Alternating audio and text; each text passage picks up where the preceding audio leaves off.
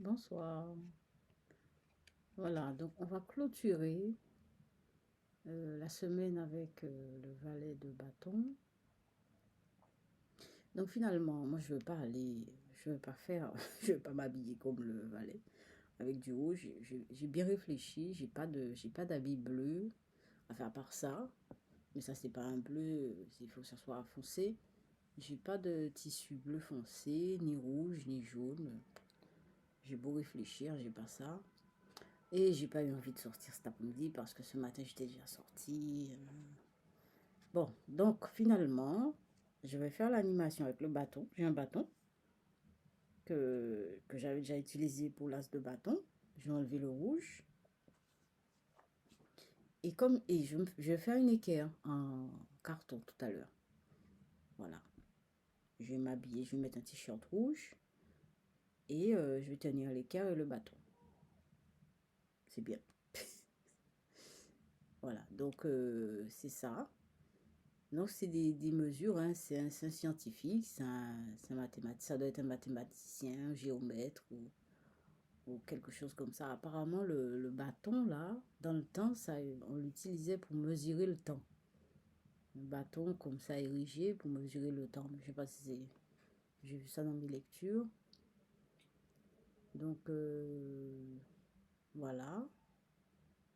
Et voilà.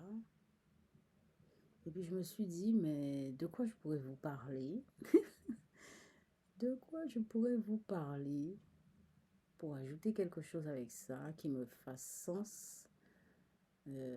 Pourquoi je l'ai choisi? J'ai choisi cette carte parce que quelque part elle me ressemble.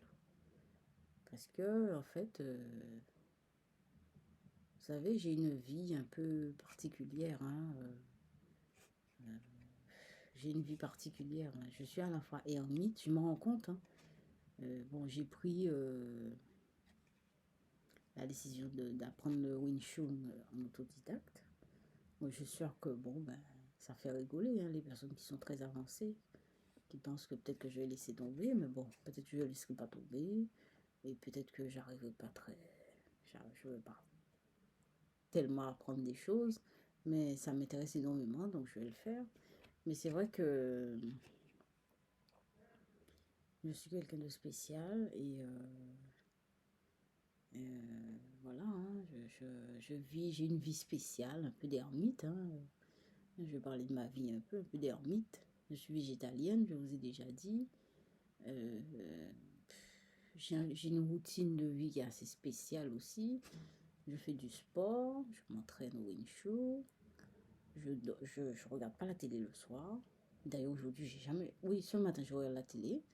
Et quand je regarde la télé, je regarde des reportages sur les animaux, etc., sur la nature. Les nouvelles aussi. En parlant de ça, je vais prendre le risque de dire un truc. Bon, vous allez me dire peut-être que c'est pas un gros risque parce que, bon, il y a des chances qu'elle décède, hein. Mais la reine, là, je crois qu'elle va décéder, hein. Mais bon, moi, je pensais qu'elle était déjà morte, figurez-vous. Mais bon, je prends le risque de dire ça. C'est ce que je ressens depuis quelque temps, là. Je prends le risque. Et ça m'est arrivé pour Tapi aussi. Je me suis dit, c'est bizarre ça, Tapi, mais il est déjà mort. Et en fait, le lendemain, on apprenait sa mort dans, sur Internet. Et voilà. Bref, en tout cas, elle a déjà bien vécu, hein. Et voilà, donc moi, ma vie comme ça, ma vie n'est pas trop. Je ne sors pas beaucoup, j'ai pas d'amis. Je vous avoue, j'ai pas d'amis à part mon fils. Moi, j'avais une famille en Guadeloupe qui est. Ça allait pas trop non plus. J'ai toujours été exclue, rejetée. D'ailleurs, je comprends pas là, les relations humaines. Ça, c'est quelque chose que je ne comprends pas. Et c'est quelque chose qui me dépasse. C'est comme si je sais pas faire. Je sais pas faire. Et avant, j'ai beaucoup souffert de ça. Maintenant, je souffre moins. À partir du moment où j'ai accepté d'être médium, je souffre moins de tout ça. Mais c'est vrai, je suis quelqu'un, je suis un peu à part, hein. C'est pas un peu, beaucoup à part carrément. Et en fait, là où je vais, ce sont mes dons qui me protègent. Mes dons, c'est comme si c'était un habit, un parasol pour moi. Alors, c'est étrange, hein. Je vous dis, c'est une vie quand même assez étrange, hein. Et voilà, donc... mais c'est vrai qu'un jour, je vais vous parler profondément, plus profondément de la Guadeloupe, c'est vrai. Un jour, je ne sais pas, là maintenant, de quoi je peux parler de la Guadeloupe, de qu'est-ce qui me vient. Vous voyez, ce qui me vient de la Guadeloupe, c'est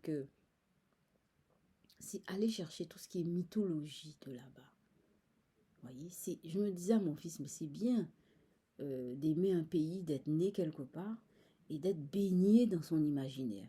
Mais quand on est baigné dans quelque chose, à la limite, on ne peut pas reconnaître la chose. Il faut prendre de la distance. Et moi, je veux bien aimer savoir rentrer en plus en profondeur, apprendre à connaître, enfin, connaître l'imaginaire entier. Ça, c'est quelque chose. Et je me suis dit, pour connaître cet imaginaire, eh bien, je vais lire des bouquins, des auteurs. Et je suis sûre que je vais rentrer en connexion avec... Mais je suis déjà en connexion avec cet imaginaire. Mais seulement, je ne connais pas. C'est puisque je suis enfoncée dedans. Vous voyez, hein? Le fait de lire, ça permet de prendre la distance, de réfléchir. Et bien voilà, eh bien, vous voyez, c'est ce que je vous dis de mon pays, de ma culture, de ce que je suis. Voilà. Et bien je vais faire les peintures.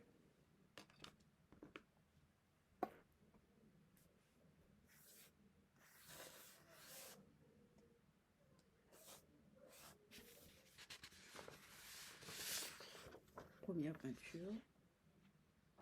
Il y aura deux peintures, j'ai deux feuilles. Je n'ai pas eu le temps d'aller chercher l'autre feuille.